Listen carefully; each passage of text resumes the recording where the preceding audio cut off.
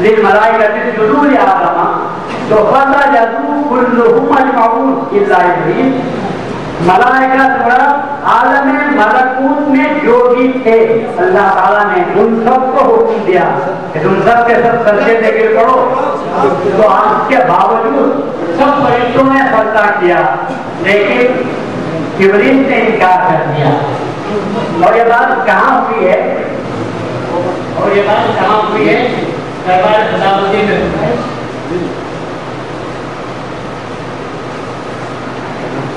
اس کے بعد میں آپ سے پوچھتا ہوں اللہ تعالیٰ کا حکم جو نہیں مانا اس کی ضروریت نے اس نے وہ قسم کھائی تھی اللہ کے ساتھ کہ اللہ کو اجمعین میں تیری عزت کی قسم کھا کر کہتا ہوں تو بعزت کی اللہ اجمعین میں ان سب کو گمراہ کر کے چھوڑوں گا.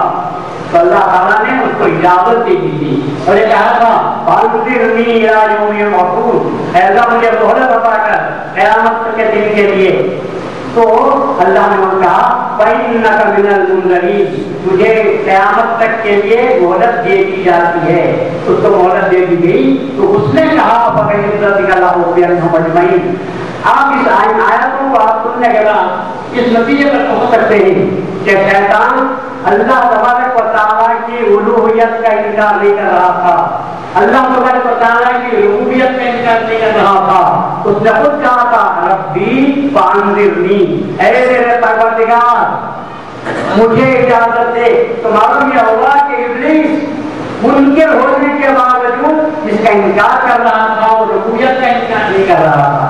پھر اس کے بعد اس نے کہا تھا فانظرنی الی یوم یبعثون، قیامت کے دن کا بھی وہ منکر نہیں تھا.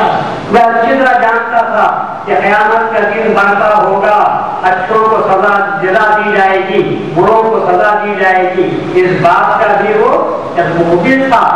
اس کے بعد اس نے کہا تھا کہ میں گمراہ کر کے چھوڑوں گا ان لوگوں کو. یہ حسد کا جذبہ تھا، انتقام کا جذبہ تھا.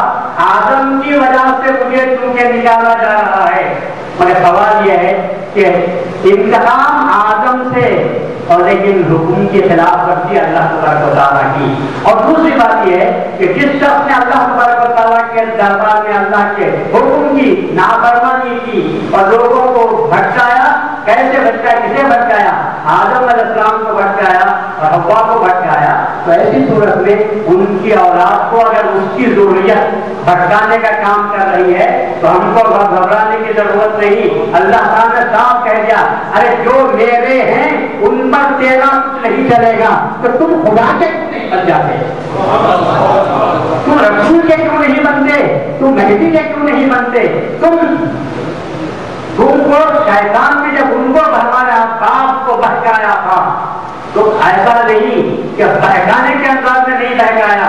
بہکانے والا ہمیشہ آپ کی مصلحت کو سامنے رکھتا ہے. بہکانے والا آپ کو ڈراتا ہے کہ دیکھو تم یہ کریں گے تو یوں ہو جائے گا. جیسا کہ ابلیس نے کہا تھا اللہ نے جو منع کیا ہے وہ اس لیے منع کیا ہے کہ وہ درخت جو ہے درخت خلد ہے، شجرۃ الخلد ہے، اگر تم وہ پھل کھا لو گے تو ہمیشہ تم جنت میں رہ جاؤ گے.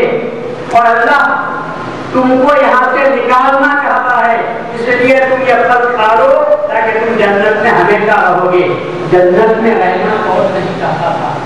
سبوں کی تمنا یہاں آنے کے بعد جب جنت جانے کی تمنا کرتے ہیں تو جنت میں رہنے والے کون ہوں گے جو جنت سے نکلنے کی فکر کرتے ہوں گے؟ تو جنت سے نکلنا ان کو پسند نہیں تھا آدم کو حوا کو. تو انہوں نے ابلیس کو اپنا مخلص سمجھا. پہلے اخلاص کے پیرائے میں اس نے آدم و حوا کو کہا وانا من الناصحین، میں تمہاری خیر خواہی کر رہا ہوں. تو چونکہ بات خیر خواہی کے انداز میں کہی گئی تھی اس لیے آدم و حوا نے جب دھوکہ کھا لیا تو ان کی اولاد اگر دھوکہ کھانا ہے تو بے ناصری کی بات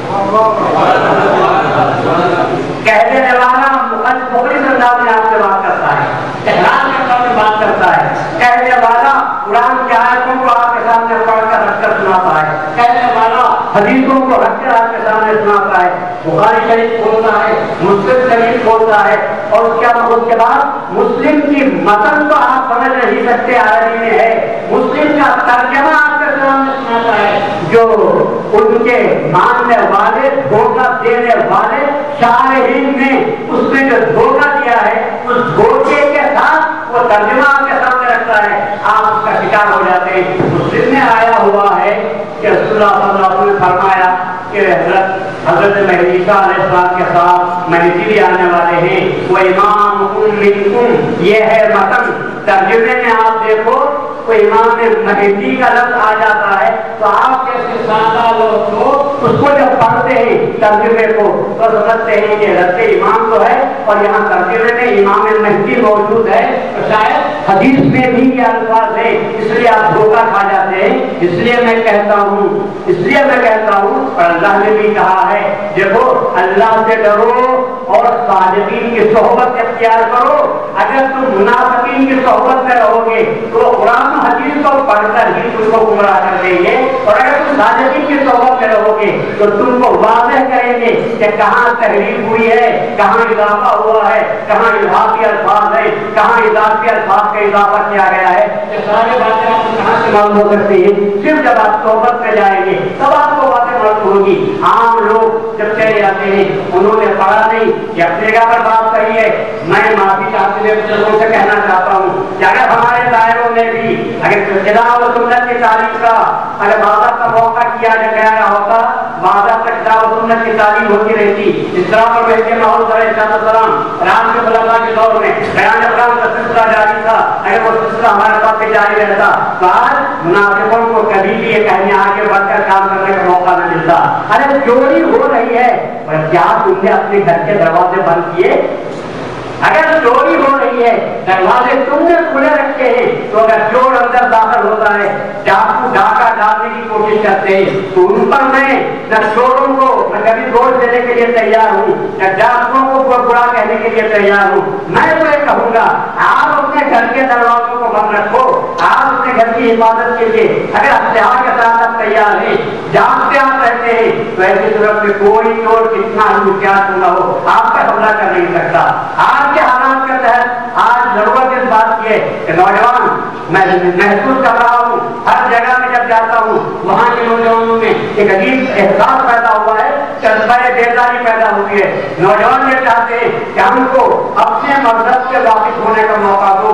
نوجوانوں کی پکار یہ ہے, ہم اپنے مہدی معروف کے تعلق سے زیادہ سے زیادہ معلومات حاصل کرنا چاہتے ہیں, لیکن یاد رکھو انسان کی فطرت کا ایک تقاضا ہوتا ہے, انسان ہی نہیں, ہم نے تو پرندوں نے بھی یہ بات دیکھی ہے, پروانوں نے بھی یہ بات دیکھی ہے کہ اگر مسجد میں چراغ نہ جلتا ہو اور مسجد کے سامنے اگر مندر ہو اور وہاں پر چراغ چلایا گیا ہو تو پروانے کدھر جائیں گے؟